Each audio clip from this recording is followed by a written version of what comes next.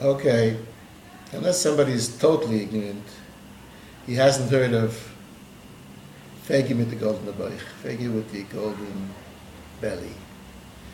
Feigie, her family name was Gutman from the home, and she married Baruch Feivelson. So the reason she was called Feigie with the golden boich was because she was Feigie with the golden boich. I mean, she had 4 sons.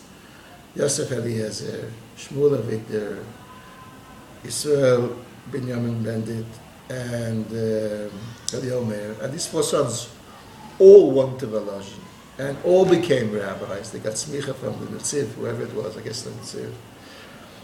And there was nobody else in Lita like that. No other woman in Lita could say, I had 4 sons, I sent them off to Volozhin, they came back with smicha. Whoever heard of such a thing? So that's why she was called the Feigie with the golden boich. Also, we know that she was very learned in the Abba Minim. And of all the men in her house, her husband and her children, she was the one who picked out the Abba Minim, because she knew the best. Okay. But now we'll try to delve into her history a little bit more. First of all, we'll go back 2 generations. Her grandfather was Rabbi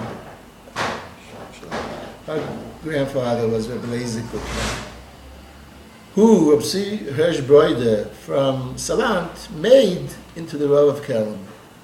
Rabbi Eliezer Gutman was the first Rav of Kelm, and he wanted to go to speak in learning with the Gua, but by the time he got himself ready, the Gua passed away. So he was living at that time, the time of the Gua. Then he had 3 sons, Yitzchak, Isaac, Reuven, Zvi, and Shimon. Now, we're talking about Yitzchak Isaac because we come from him, so he's the one that's important to us.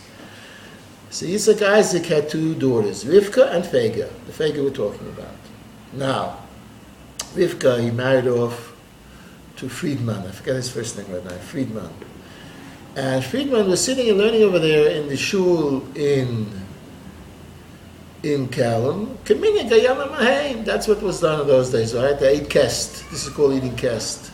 For whatever it is, 5-10 years they would eat by the father-in-law. They would live in the father-in-law's house, and they would sit and learn. It was like a twilight zone between being a bocher and being a person on your own right.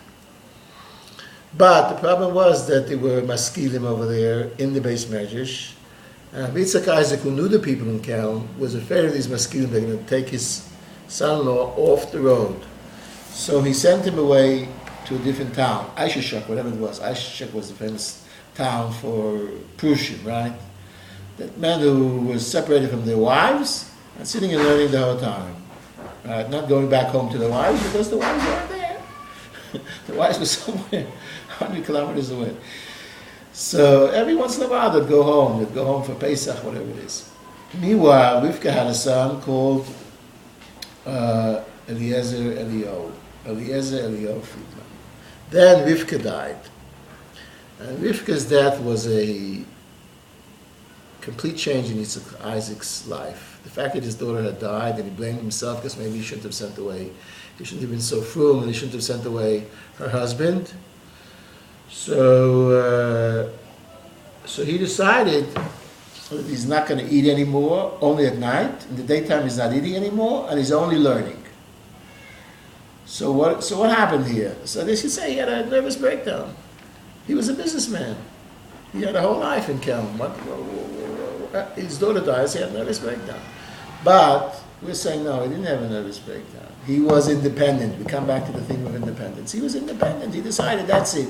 If such a thing happened to me, no more business, only learning, no more food, only at night. So like this, it seems his wife didn't agree, and nobody in Kelm agreed, right? Because he wasn't the Vilna Gaon; he was just a regular guy. Okay, he was the son of Rabbi Eliezer Gutman, but he wasn't the Vilna Gaon.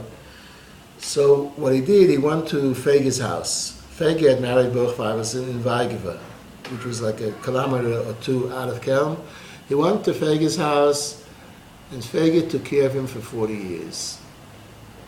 So what do we see from Feigie? We see that she was faithful, right? She didn't argue with him. She didn't say it's not such a good idea, go home, be normal. She accepted what he wanted. So we see a tremendous amount of faithfulness And these two meters we see a little bit by Yisrael Schneider. Also, that he's very independent-minded, and he's faithful even to Shemaiah, that's given him tons and tons of Agnes Nefesh, innumerable amounts of Agnes Nefesh, and still Yisrael Schneider is faithful to him. So, in any case, so this we can say, okay, big deal. She was rich, Feigie. She had Goyish servant girls. They took care of the vesh, of the wash, the laundry. They took care of the food. What did she have to do? Big deal. But no, she didn't want him to be alone, and he couldn't be with the people in Kelm. They didn't agree with him. So she started like a little koil in her house, and every month or two a different relative would come to keep him company, to keep a Bitzak Isaac company. So this is tremendous. So therefore it's not a wonder that she was Feigie mit the golden boy. Right? It's not a wonder that she had 4 sons of Banim. Here's a woman who took care of her father, outside ha-yosef toiv, who made sure that he had friends around, who made sure that he had everything that he needed for 40 years. Okay, now, Derech Agav, I want to tell 2 points that it says in the biography of Rabbi Yaakov Yosef, right, who was the first and last chief rabbi of New York City. It says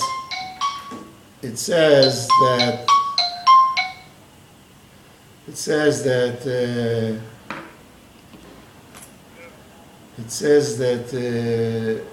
Yaakov Yosef's parents were very poor. They came to Kos is the name of the town, and Yitzhak Isaac was there because Yitzhak Isaac's father-in-law lived in Kos. So at that time, Yitzhak Isaac was eating kerst by his father-in-law. So they came to, this poor couple came to Kos. Nobody wanted to take them in. They were full of lice and whatnot. But Yitzhak Isaac took them in, and the woman gave birth to a baby. It was Yaakov Yosef. So Yaakov Yosef, the famed chief rabbi of New York, and my sister tells me that now they have buses going to his grave always. He's the tzaddik of New York. People go to pray at his grave for Yeshuas. He was born in my great-grandfather's house. That's one thing. Another thing, it says in that same book that Yitzhak Isaac, he took his 2 grandsons, he was learning with them, Shmuel Avigdor and Avraham Eliezer Eliyahu. He was taking them to Velazhin, to learn Velazhin. But on the way, he stopped in a friend's house. I don't remember the name of the friend. And the friend said, Yaakov Yosef, the Talmud of the Vilna Maggid, the Talmud of Yisrael Salant, he opened up a yeshiva for excellent students. So my great-grandfather, Shmuel Avigdor, ended up learning in Yaakov Yosef's yeshiva. Now, and I learned in Rabbi Yaakov Yosef's yeshiva, and the yeshiva named after Rabbi Yaakov Yosef on the east side, whatever it was, 100 years later. And what I wanted to say, I just want to give the Ma'am McCormick so people, for scholars who are listening and want to look up. This story is at least in 3 books. In the book Eliezer Eliyahu Friedman wrote, called Sefer HaZechronis, he talks about Barichas, this story of how Rabbi Yitzhak Isaac is sitting in fasting for 40 years. And in the book Ahle Shem, Eliyahu Meir Feivelson, the Rabbanim give information about their families. He gives this information about Rabbi Yitzhak Isaac. And in the book Tzorah de Le'ela, I think it's called. Tzor Chaim, that Rabbi Yisrael Binyamin Bandit wrote. At the beginning, he has a hesped for his father, because he was small when his father died, Baruch Feivelson, he didn't get a chance to get him a hesped. So he has a hesped for him, and he tells this story also. So,